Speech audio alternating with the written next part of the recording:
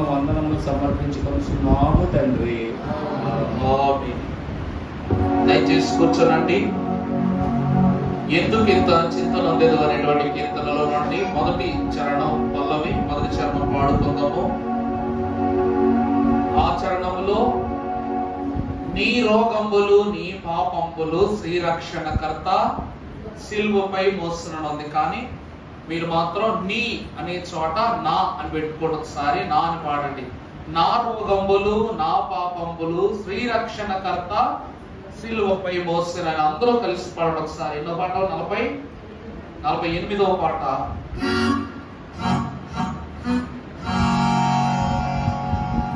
ప్రతి ఒక్కరు పుస్తకం తీసుకోండి. తెలుగు క్రైస్తవ కీర్తన పుస్తకములో నుండి 48వ పాట. ఎందుకింత చింత నొందిదవో వైద్యుడు లేనట్టు అనేటువంటి కీర్తనలో నుండి పల్లవి మొదటి చరణాన్ని పాడుకుందాము.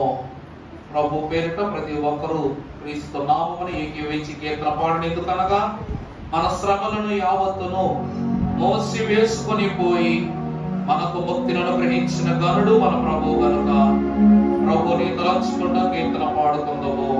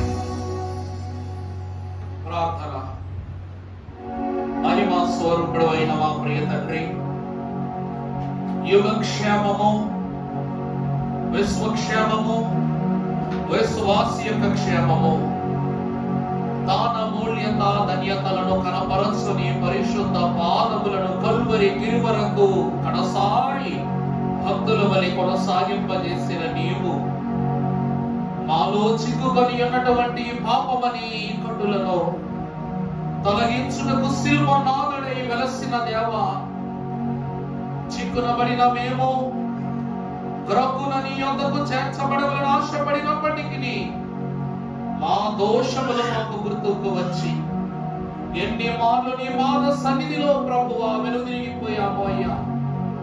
ఈ శిలువ దీక్ష నిరంతకము కానేరదు. ఈ శిలువ సమరము, ఈ సమర వేరి ఏమాత్రము వెనుదిరగదు. అపవాదిని ఎదిరించుటకు, వారిని గద్దించుటకు, నీ యుక్తి సాధనము గల హస్తకృత కార్యమును చవిచూచుటకు నీ యొద్దకు ప్రయాణమై ప్రార్థించుచున్న మాకు మా ప్రయాణములో తోడయ్యండి. అడుగు జాడలయందు శిలువ రక్షణ ప్రభావమును మాతో వచ్చి నడిపించుమని, మోక్ష మార్గమునకు శిలువే సులువ అని తెలియజేసిన దైవ జనుని యొక్క వాక్ఫలమును మా యందు నిజము చేయుచున్న యేసు నామములో మిక్కిలి వినయముగా బ్రతిమలాడి వేడుకొనుచున్నాము తండ్రి. ఆమేన్. తన పాదదాసులమైన మనకు మీరు దాసులు కారు యజమానులేని సెలవిచ్చి తన సింహాసనం మీద కూర్చుండబెట్టి మన నిమిత్తము దాసుడైన యేసు క్రీస్తు ప్రభువారి పావన హస్తము, గాయపడిన హస్తము మన హృదయ బహిరంగ గాయములను శుద్ధి చేసి స్వస్థపరచునుగాక. ఆమేన్. అందరికీ మరణాత మరణాత.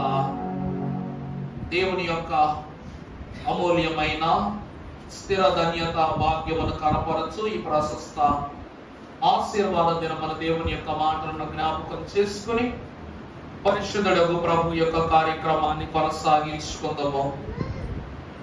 పరిశుద్ధ లేఖన భాగముల నుండి ప్రవచన గ్రంథకర్త అయిన యెషయా రాసిన గ్రంథము 53వ అధ్యాయము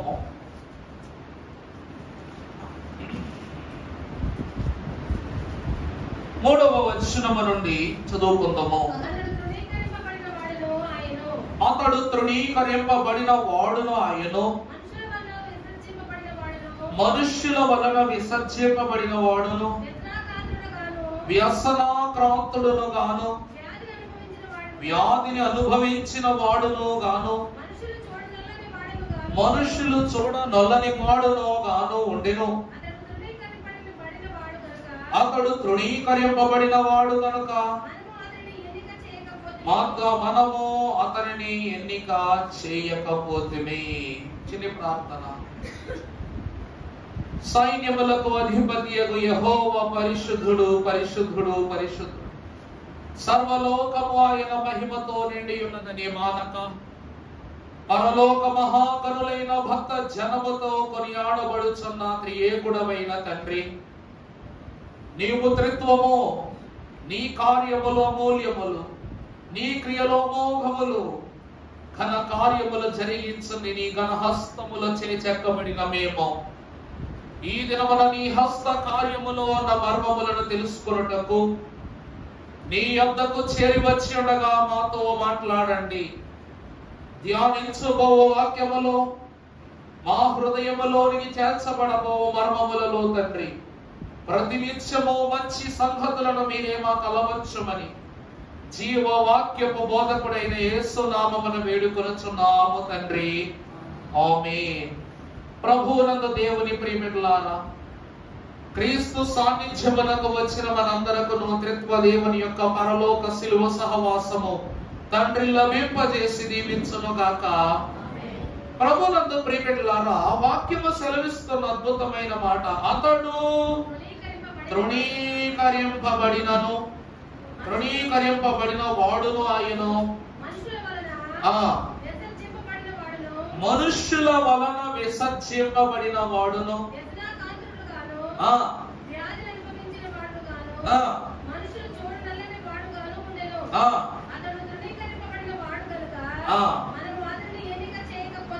చాలండి. దేవుని యందు ప్రియబిడ్డలారా, మొన్నటి 4వ దినమున మరియ యొక్క వృత్తాంతమును, మార్త యొక్క వృత్తాంతమును మనం జ్ఞాపకం చేసుకుంటూ యేసు క్రీస్తు ప్రభువు యొక్క ధన్యత భాగ్యమును బోధిస్తున్న భక్తులు సెలవిచ్చిన మాట, మార్త మరియ ఉత్తమమైన దానిని ఏర్పరచుకొనెను, అది ఆమె యొద్ద నుండి ఏమి కాదట, తీసివేయబడదు. దేవుని ప్రియమిటులారా, ఉత్తమమైన దానిని ఏర్పరచుకొనుట వలన మరియ ధన్యము కలిగినది.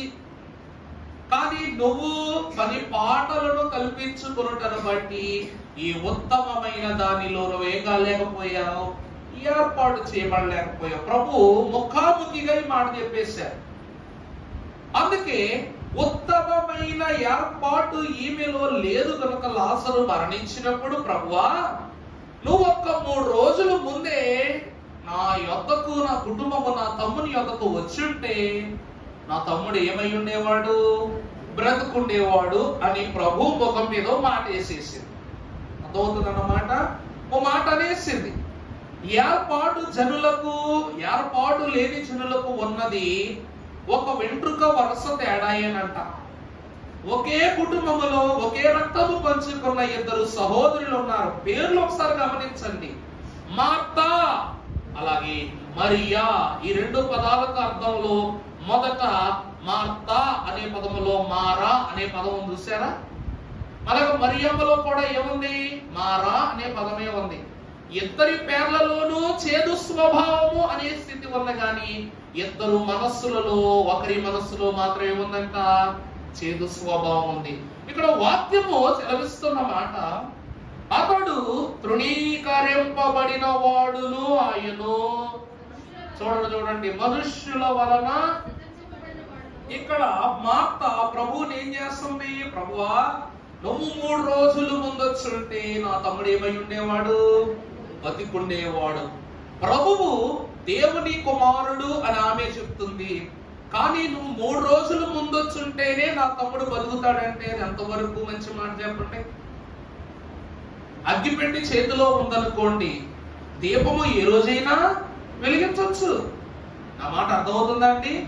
నిప్పు నీ దగ్గర ఉంటే దీపమును ఏ దినము వెలిగించినా వెలుగుద్ది. మరి దేవుడు ఏమంటున్నారు, ఇదిగో నేను ఈ లోకమునకు ఏమై ఉన్నాను, వెలుగునై ఉన్నాను.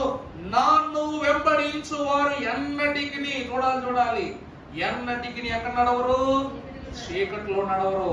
ఓ మార్త, వెలుగు అయ్యున్న నేను 3 రోజుల క్రితం వచ్చినా, 3 రోజుల తర్వాత వచ్చినా నీ తమ్ముని రక్షించటం అనివార్యమే. అందువలన ఒక మాట అనే ముందు ఏం చేయాలంట, జాగ్రత్త పడాలి. అలాగే మరి ముఖ్యంగా ప్రభు ఎదుట మాట అనే ముందు ఏం చేయాలి, జాగ్రత్త పడాలి. మనుష్యుల చేత ఇతడు ఏమైనా వాడయ్యాడంట, విసర్జింపబడ్డాడు. చెప్పాను కదా, ధన్యుడు దేవ మానవుడు. 2 మాటలు, ధన్యునికి మానవునికి ఉన్నటువంటి అంతస్తు, అనగా అన్యునికి ధన్యునికి ఉన్న అంతస్తు ఒక వెంట్రుక వరసే, ఒక అక్షరమే. ఆ అంటే అన్యుడు అంటే వేరు చేయబడినోడు, ధన్యుడు అంటే దరిచేరబడినోడు. అర్థమైందా అండి? ఆ 2 విషయాలు మనం చూస్తే ప్రభువును మనుషులు ఎందుకు విసర్జిస్తున్నారు అని మనం చూస్తే, న్యాయాధిపతుల గ్రంథము, న్యాయాధిపతుల గ్రంథము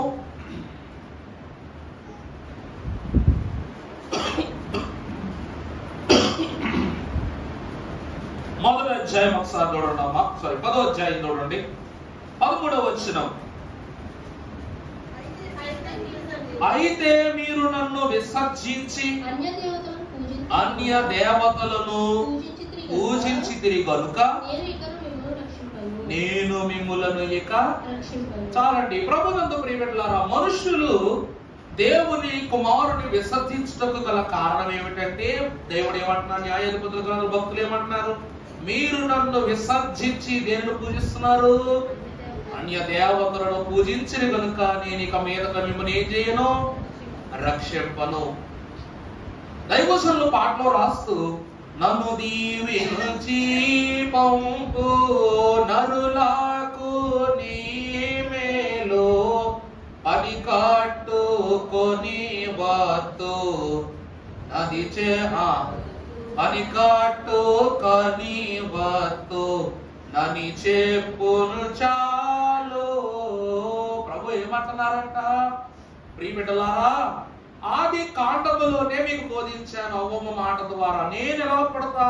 మనుష్య కుమారునిగా జన్మిస్తా, నన్ను దీవించి పంపు నరులకు నీ మేలు పని కట్టుకుని. ప్రభు ఎలా వస్తున్నారంట? భక్తుడు దైవజనుడు పాప వృత్తిని మానుకున్నాడనే పాటలో కూడా పాప వృత్తిని మానుకోండి అని రాస్తూ ఏమన్నారు?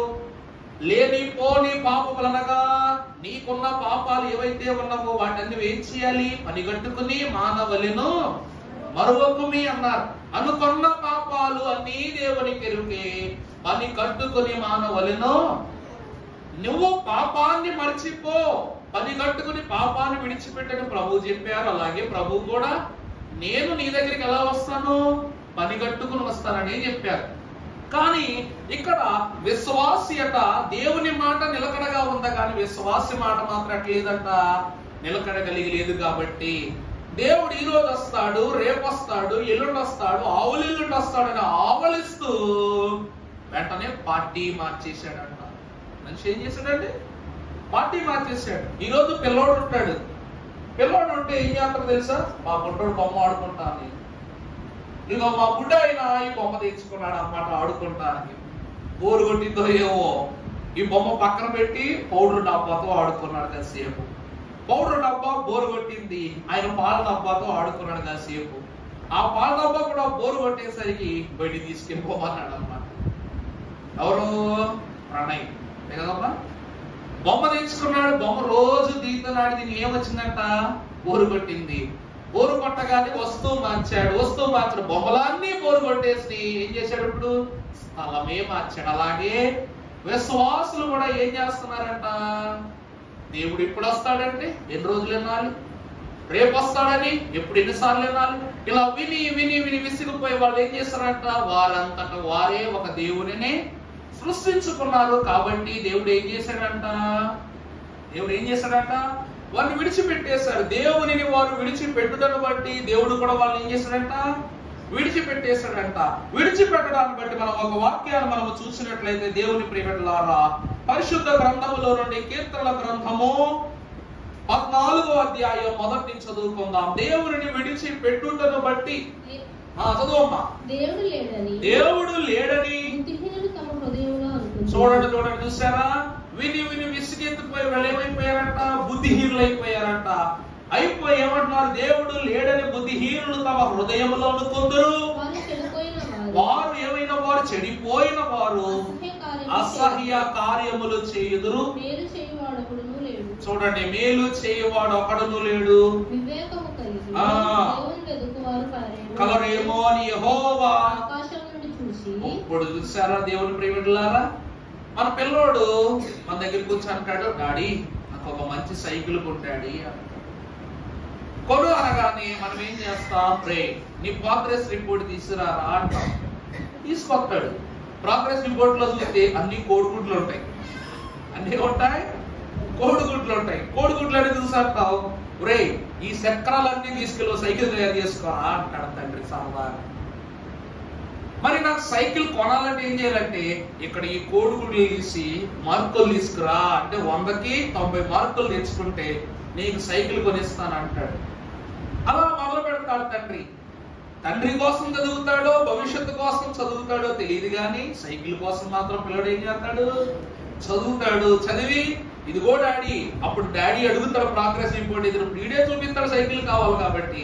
చూపించి ఏదైతే అదైందని సంతకం పెట్టించుకొని షాప్కు తీసుకెళ్లి ఇక పేడాలు తోడేస్తాడు. ఆ సైకిల్ కొంటావా కొనవా, కొంటావా కొనవా, తీసుకెళ్తారు, కొంటారు.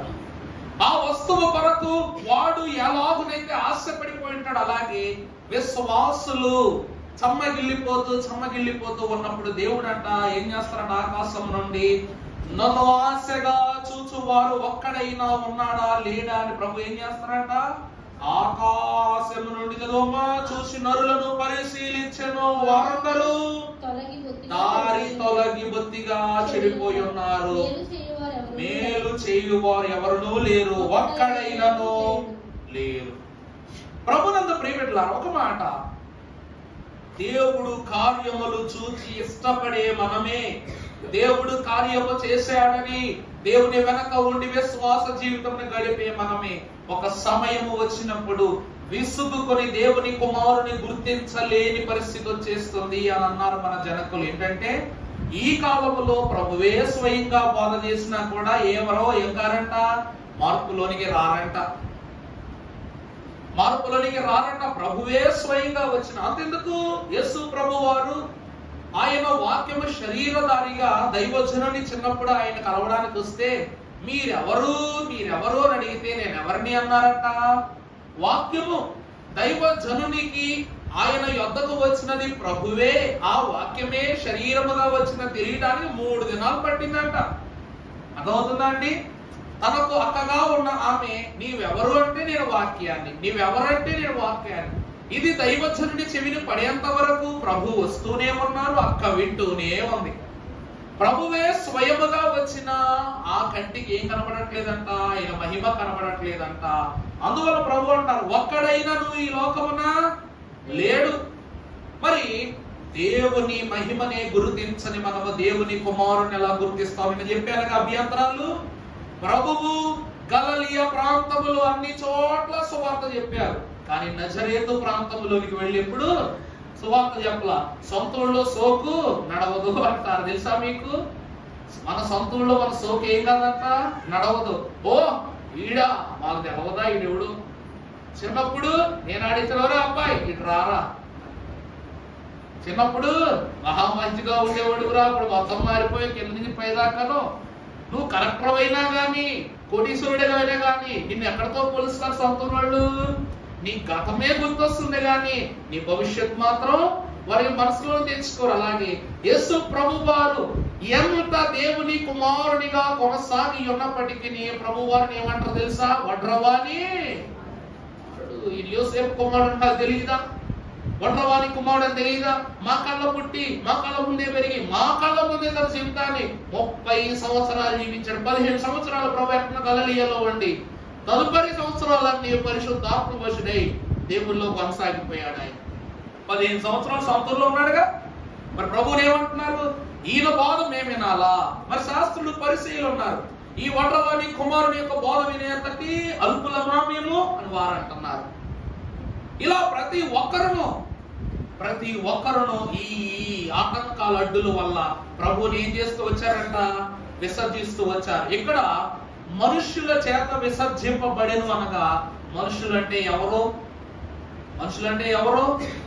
నీకు రంగు బట్టి, రూపాన్ని బట్టి, వృత్తాంతాన్ని బట్టి, విధిని బట్టి నువ్వు వేరుగా వచ్చు, కానీ అందరినీ ఏమంటారు?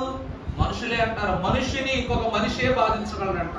ఒక మహానుభావుడు టాటా కంపెనీ చైర్మన్ రతన్ టాటా గారు ఒక అద్భుతమైనటువంటి ఒక పోయిటరీ రాశారు. ఏంటి తెలుసా? ఆయన బిజినెస్ రంగములో గొప్ప కోటీశ్వరుడు.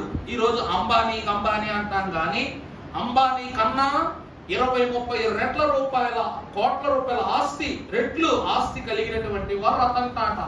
కానీ ఆయన ఒక మామూలు షర్ట్, మామూలు ప్యాంటు, ఇన్షర్ట్ చేసుకుని చాలా నార్మల్ పర్సన్ లాగా వస్తారు.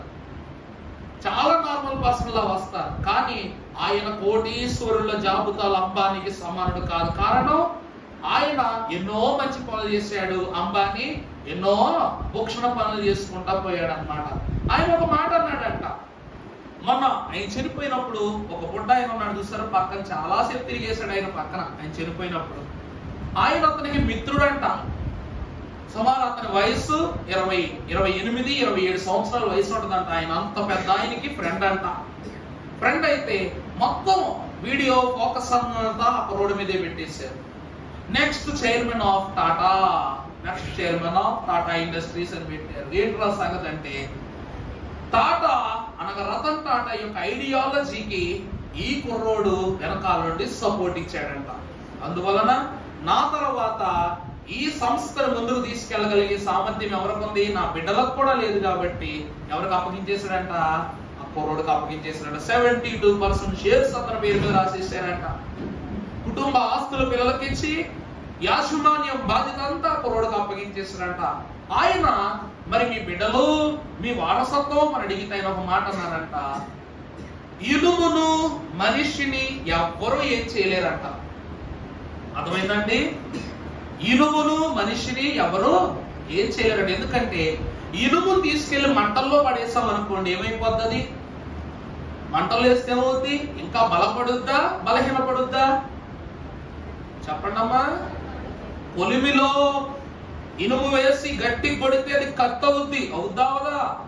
ఇప్పుడు అది బలపడినట్లా బలహీనపడినట్లా? పోని పట్టుకెళ్ళి నీటిలో పడేస్తే నీళ్ళు ఏమైనా కరక తీస్తున్నాయా? అది ఏం చేయలేకపోతుంది. దేనితో దానిని తోటి కత్తితో దానిని కొట్టినా ఆ కత్తి వల్ల కూడా దానికి గాయమవుదట.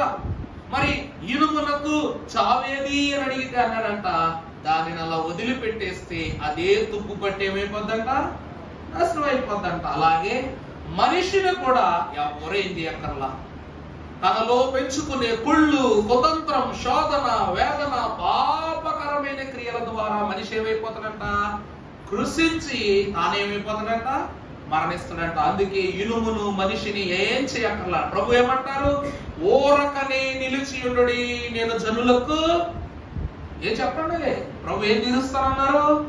తీర్పు తీరుస్తానన్నారు. నిలబడి చాలు, నువ్వు వాడిని కొట్టక్కర్లా పెట్టక్కర్లా. మరి అలాంటి ప్రభువుకు మనం ఏం చేశాం చెప్పండి? ఏం చేశాం? అతనికి సిలువ వేయవలసిందే, సిలువ వేయవలసిందే అని పిలాతు కోర్టులో అన్నప్పుడు పిలాతు ఏం చేస్తాడు? అమ్మో ఈ శాపము నాకు వద్దే వద్దని చెప్తూ, ఈ నీతిమంతుని రక్తమునకును నా కుటుంబమునకు ఏ సంబంధం లేదని తన యొక్క చేతులను శుభ్రము చేసుకుని శాపము పరిహారం చేసుకుంటే అక్కడ ఉన్న ప్రజలు ఏం చేస్తారంట? ఆ శాపం ఎవరి మీదకి రావాలి? మా మీదకి, మా పిల్లల మీదకి రావాలని కోరుకోగానే అప్పుడు మొదలవుతుంది. ఈరోజు చూసారా యెరూషలేములో ఎన్ని యుద్ధాలు జరుగుతున్నాయో, ఎన్ని గంటలు జరుగుతున్నాయో. ప్రశాంతంగా దోపడ కప్పుకుని పడుకునేవాడు అక్కడికక్కడే మరణించే దుస్థితి ఈ రోజు పడడానికి గల కారణం ఏమిటంటే ప్రభువు శాపమును వారు ఏం చేస్తారంట? కోరుకున్నారంట. అందుకే ప్రభు ఏం చేస్తారు? సిలువ మోస్తున్నప్పుడు యెరూషలేము కుమార్తెలు ఏడుస్తుంటే, యెరూషలేము కుమార్తెలారా నా కొరకు కాదు, ఎవరి కొరకు ఏడవండి? మీ కోసం, మీ పిల్లల కోసం ఏడవండి. మీ పెనిమిట్లు ఉన్నారు కదా మహానుభావులు, ఏం చేశారు? శాపం మా మీదకే రావాలి, మా పిల్లల మీదకే రావాలని కోరుకున్నారు. 4 దిక్కులు చూపించే ఈ సిలువను చూసి నన్ను చూసి బాధపడొద్దు. మీ భర్తలు కోరుకున్న శాపక్రియ వల్ల 4 దిక్కుల నుండి మీ కుటుంబం మీదకి ఏం ముంచుకొస్తుంది? పాపం ముంచుకొస్తుంది, శ్రమ ముంచుకొస్తుంది. దాని గురించి ఏడవండి అని ప్రభు చెప్పారు ఆ రోజు. అందుకే తిట్టినాను మరల వారిని తిట్టడాయేనో, కొట్టినాను మరల వారిని కొట్టడాయేనో. చూసారా? తిట్టినా ప్రభు మరలా తిరిగి ఎందుకు తిట్టలేదు? కొట్టినా తిరిగి ఎందుకు కొట్టలేదు? విసర్జింపబడిన వాడు అనగా విడువబడిన వాడు. కూర్చోండి, చూడండి, అర్థమవుతుందా? విసర్జించుట అంటే ఏంటండి? విడిచిపెట్టబడటమే. దేవునిని విడిచిపెట్టుట అనగా అన్నియు విడిచిపెట్టటమే.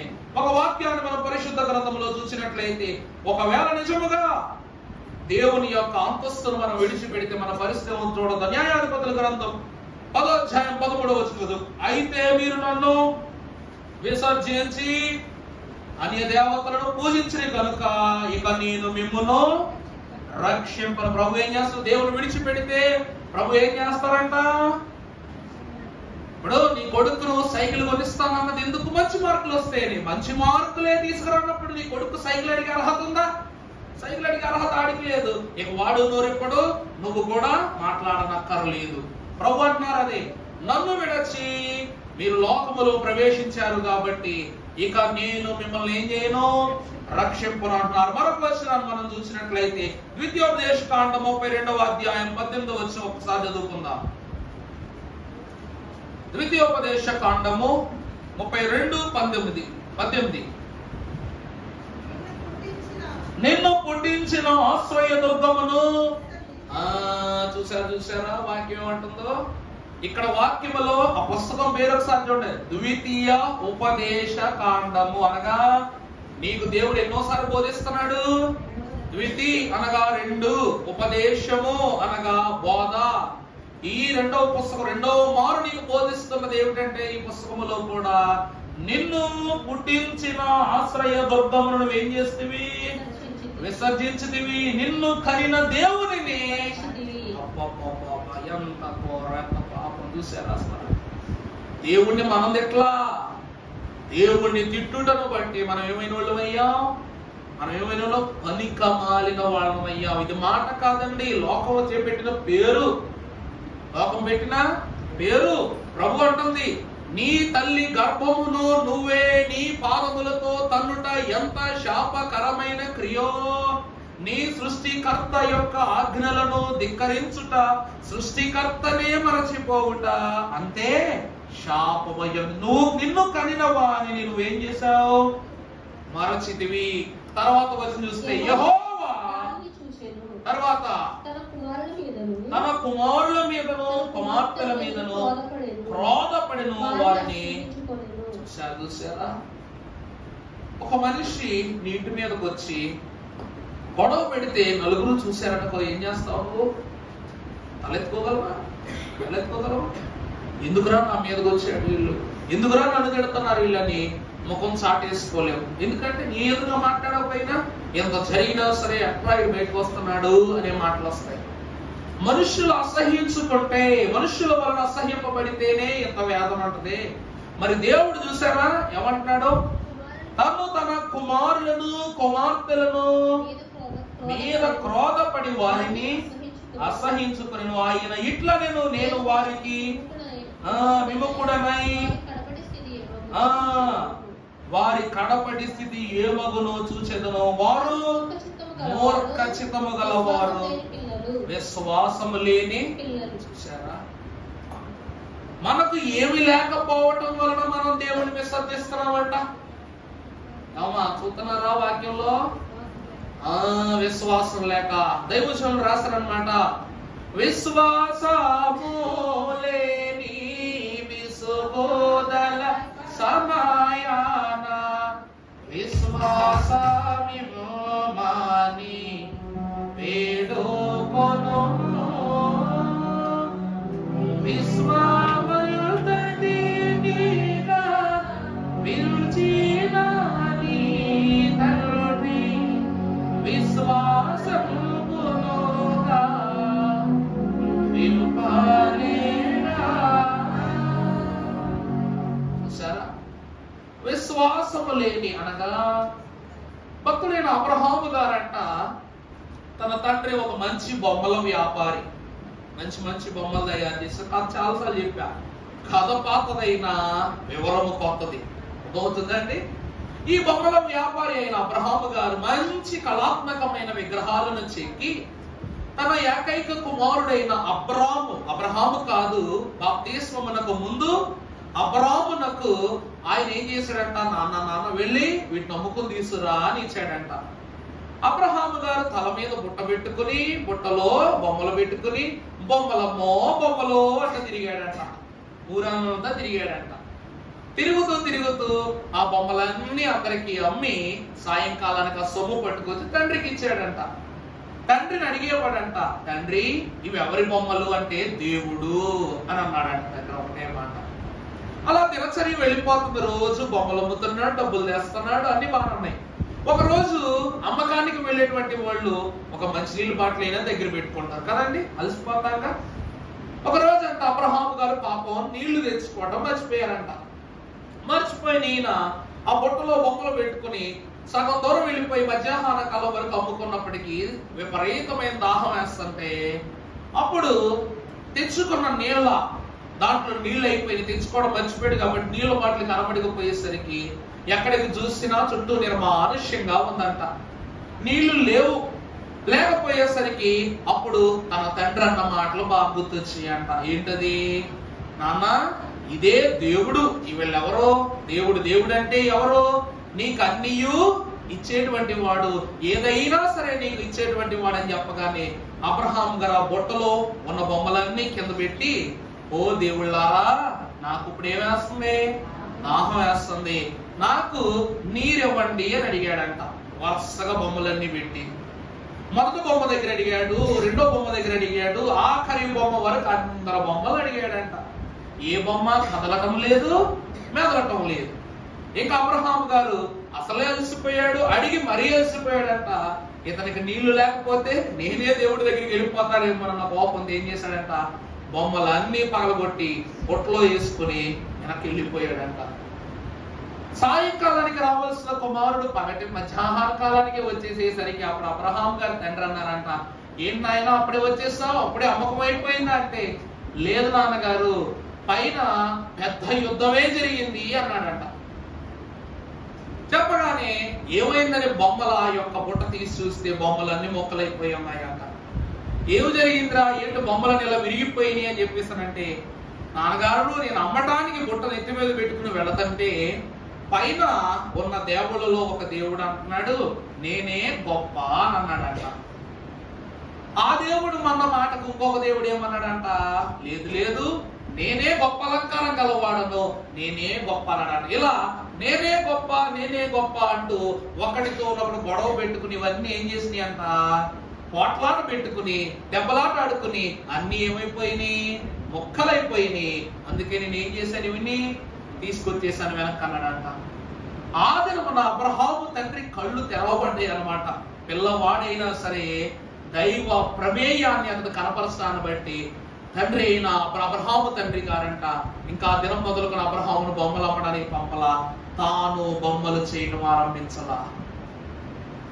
అబ్రహాము గారు ఒకటే అన్నాడంట, నాకు నీళ్ళు ఇవ్వని మీరు, నాకు దాహమును తీర్చలేని మీరు, ప్రభు ఏమంటారు, ఆకలి గల వారులకు అప్పములు దయచేసినావు రక్షకానా వందనాలు. అలాంటి దేవుడే నాకు కావాలి అని ఆకాశము వైపు కన్నులెత్తి ప్రార్థించినప్పుడు ఆకాశమట వర్షముగా చేరి ఆ చేరిన స్థలము నుండి దిగువగా ఉన్న స్థలములోనికి ఓటగా మారి అబ్రహాముకు సమీపంగా కనబడిందంట. అంటే నన్ను సృజించిన దేవుడు ఎక్కడున్నాడు, ఎక్కడున్నాడు, ఆకాశంలో ఉన్నాడు. ఇంకా చదువుకున్నారు కదా, ఆయన ఆకాశము నుండి ఒకడైనా నీతిమంతుడు ఉన్నాడా లేడా చూస్తున్నారా లేదా ప్రభు? కీర్తన గ్రంథం చదివారినప్పుడే ఒక మాట చూద్దాం, పరిశుద్ధ గ్రంథంలో నుండి చదువుమా. చదువు. దేవుడు లేడని అనుకుందరు,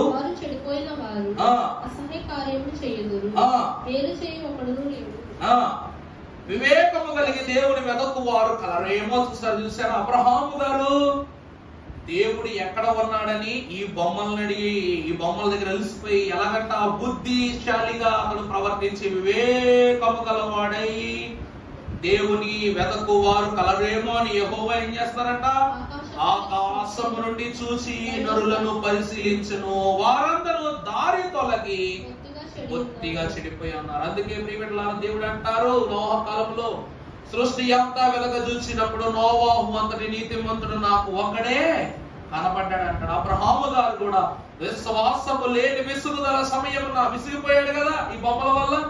విసుగుదల సమయాన ఆకాశము వైపు చూచి విశ్వాసమిమ్మని వేడుకున్నాడు.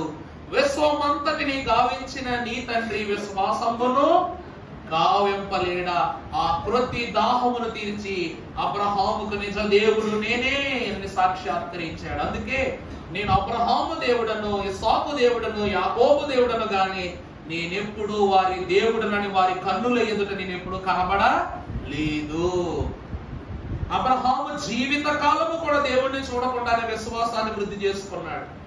ఇస్సాకు జీవిత కాలము దేవుడిని చూడకుండా వృద్ధి చేసుకున్నాడు. మరి మనం మాత్రం ప్రభువును చూచి కూడా ఏం చేస్తున్నామంట,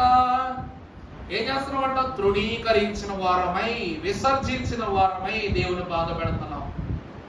దేవుని యొద్ద నుండి ఆర్జించుచున్నది ఏమిటి? విసర్జించిన దేవుని యొద్ద నుండి మనం ఆర్జించుచున్నది ఏమిటి? దైవజనులు అన్నారు, దేవుని విసర్జించి నువ్వు ఆర్జించుచున్నది పాపమే, శాపమే అన్నారు. పాపానికి జీతం గడ్డి చెప్పాలి, మరణం. పాపము పరిపక్వత చెంది గర్భము ధరించి తేలిగంది మరణాన్ని కంటే ఎలాగని ప్రభువును విసర్జించి శాపం మాకే కావాలని వేడుకొన్న యూదులు అనగా దేవుని జనము ఏమైపోయారంట? పాపులైపోయారంట. అమ్మ ద్వితీయోపదేశకాండం చూడము. అప్పుడు మళ్ళా చదువు మాట 32:18. నిన్ను పుట్టించిన ఆశ్రయ దుర్గమును ఏం చేస్తవి?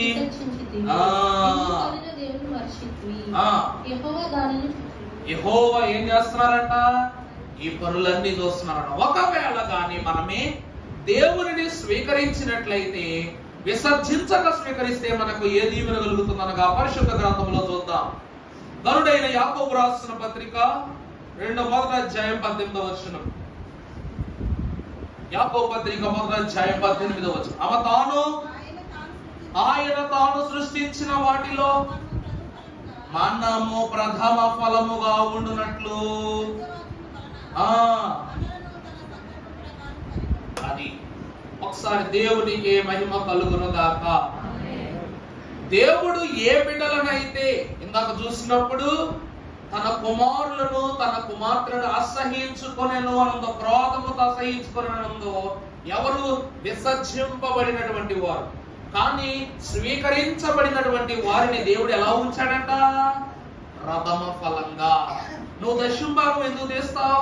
నీకైనా మనం ఎప్పుడైనా అనుకున్నారా? పాస్టర్ గారు అడుగుతున్నా, దశంభాగం వేస్తున్నారా ఏంటి కోపం తీసి? దశమ అనగా ప్రథమము, ముందు. ఈరోజు కాకాం తోటకు వెళ్ళి దశంభాగాలు కడుతున్నప్పుడు చినిగినవి అవాళ్ళ నోట్లు కట్టకూడదు. ఏం కట్టాలా? సరి అయినది, కనపరచకుండా లోపము కనబడినటువంటి వస్తువులు దేవునికి ఇవ్వాలి. హేబేలు ఏమి ఇచ్చాడండి? బంగారం ఇచ్చాడా? వెండి ఇచ్చాడా? ఏమి ఇవ్వాల?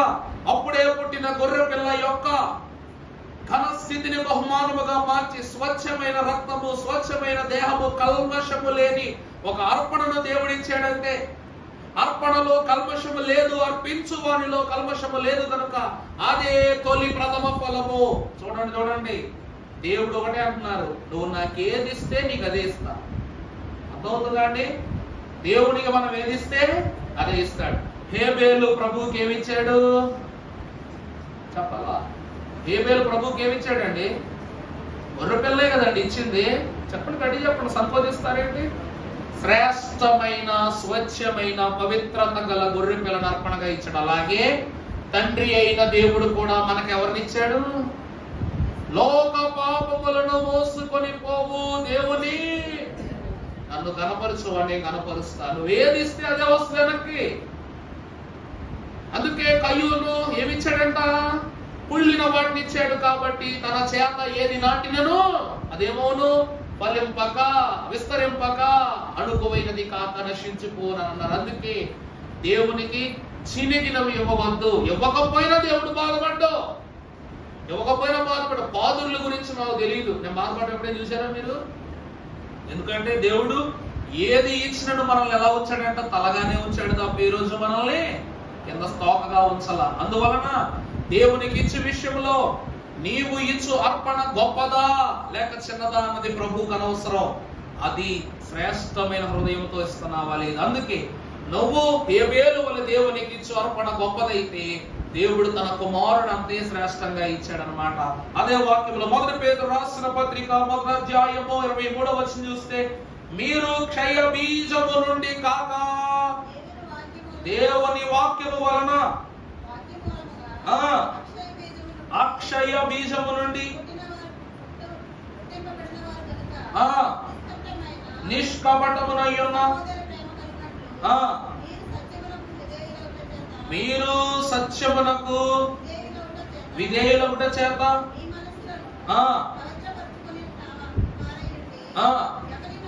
ఒకరినొకడు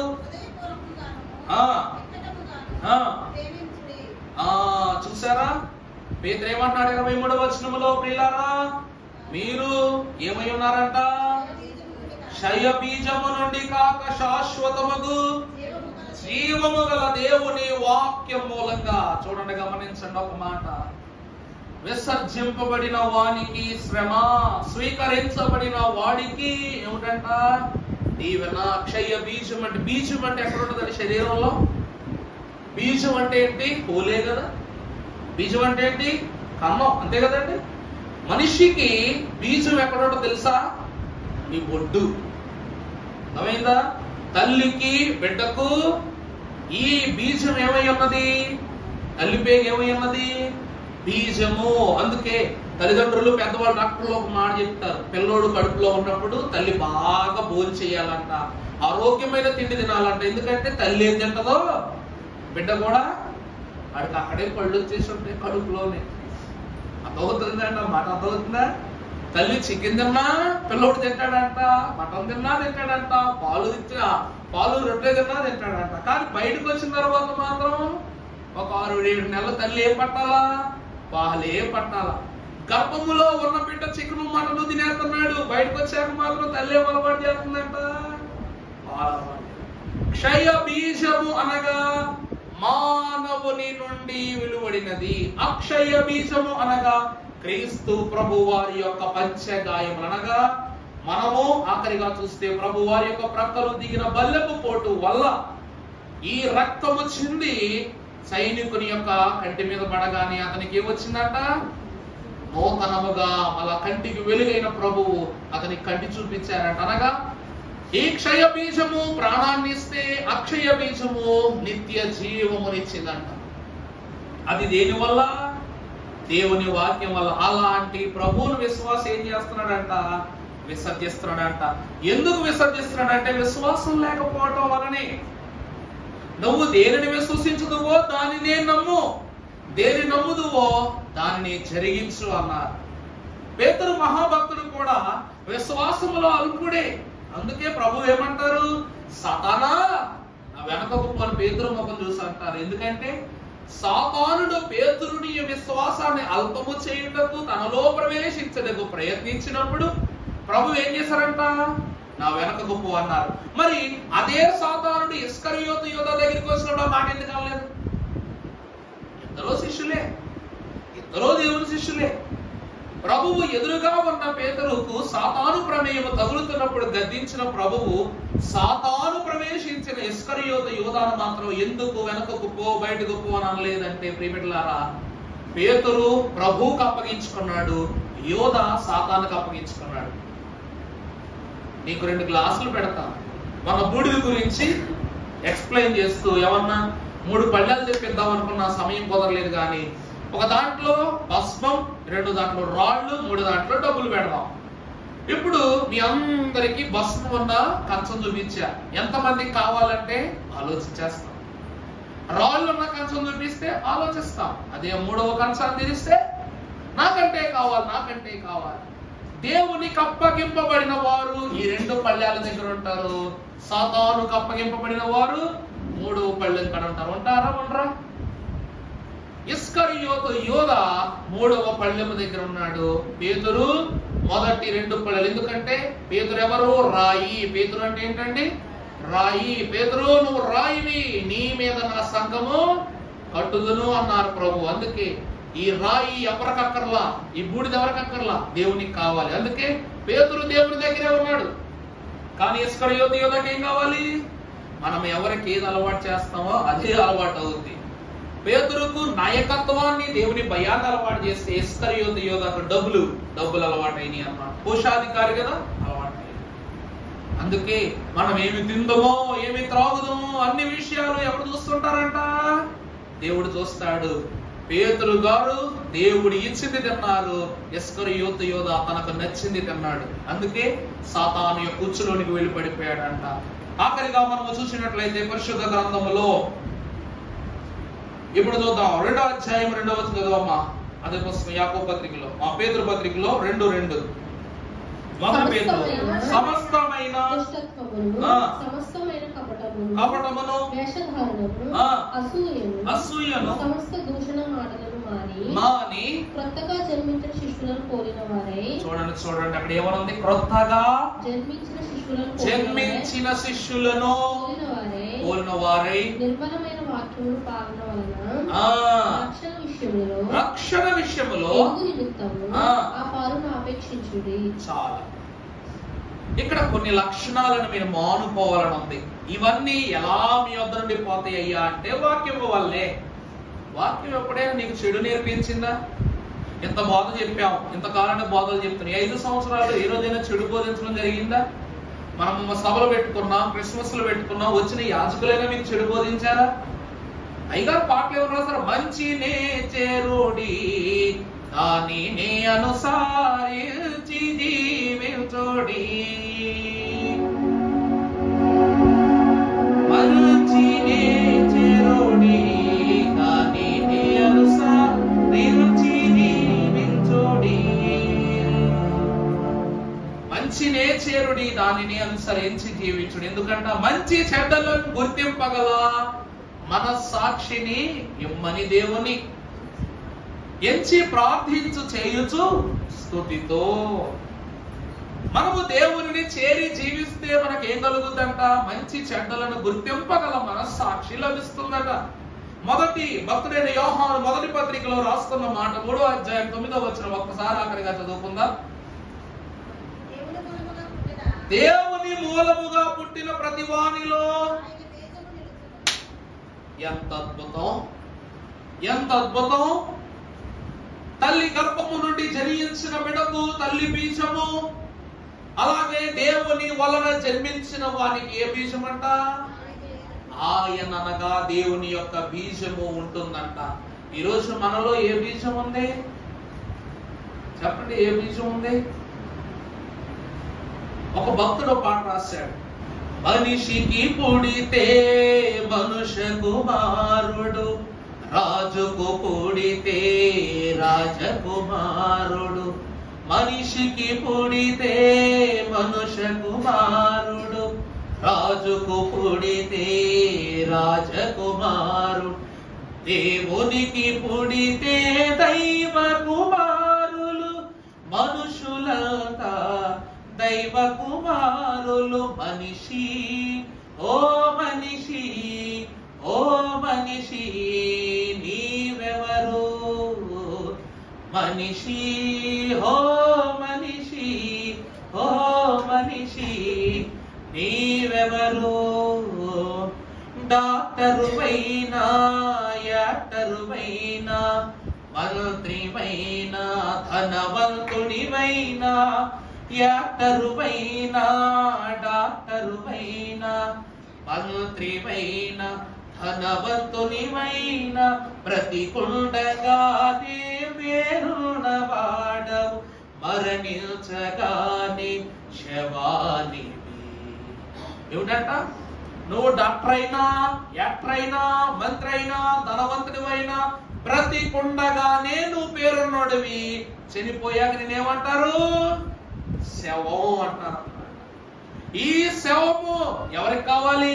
ఎవరికి అక్కర్లా, ఒకదానికే కావాలంట. మట్టికి. ఎవరికి కావాలి? మట్టికే కావాలి. ఈ మట్టిలో ఉన్న ఈ శవము ఎవరికి కావాలంట? దేవునికి మాత్రమే కావాలంట.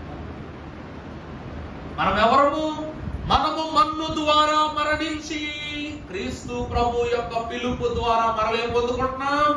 నిత్య జీవం, అక్షయ బీజమును పొందుకున్న అక్షయ దేహము దాల్చితివీవు ఆనందముందు. మీ లక్షల కొలది శ్రమలు వచ్చి నన్ను ఏం చేయొద్దు? నిన్ను లక్ష్య పెట్టు ప్రభువును మనము విసర్జించినట్లయితే మన రక్షణ అక్షయతను నిరర్థకం చేసేస్తుంది. అందుకే ప్రభు రాశారు, దేవుని మూలముగా ఒట్టిన ప్రతి వానిలో ఎవరి బీజం ఉంటదంట? ఆయన బీజం ఉంటది. నీలో ప్రభు యొక్క బీజం ఉందా లేదా?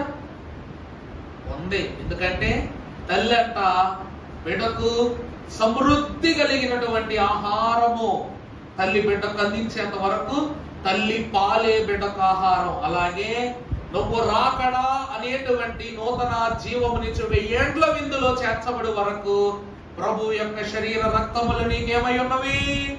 తల్లి పాల వంటి. అందుకే పరమగీతంలో ఒక మాట ఉంటుంది, నీ ఇరు కుచములకును నేను మార్గదర్శకుడనై ఉన్న. కుచములు అనగా భుజంగములు. ఇక్కడ అంటే ఒక పాలకడలి పాత నిబంధనను, మరొక పాలకడలి క్రొత్త నిబంధనను సూచిస్తూ ఉంది. అర్థమవుతుందా అండి నా మాట? పరమగీతములు ఉన్న మాట చెప్పేవాడు సరిగ్గా చెప్పకపోతే దరిద్రం అన్నమాట.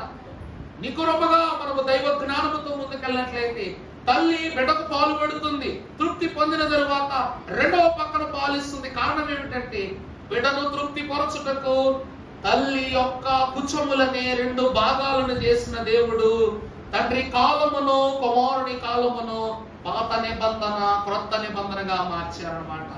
ప్రవచనము ఏమన్నది? తృప్తి. నెరవేర్పు సంతృప్తి. అర్థమైందా మీకు? నా మాట అర్థమవుతుందండి? పాత నిబంధన విశ్వాసికి తృప్తట, క్రొత్త నిబంధన సంతృప్తట. అక్కడ వృద్ధి, ఇక్కడ సమృద్ధి. అందుకే తల్లి ఏం చేస్తుంది? బిడ్డకు పాలు పడుతుంది. వాడు ఆకలి తీరకపోతే మళ్ళా ఇటు తిప్పుకుంటది. కారణం ఏంటి?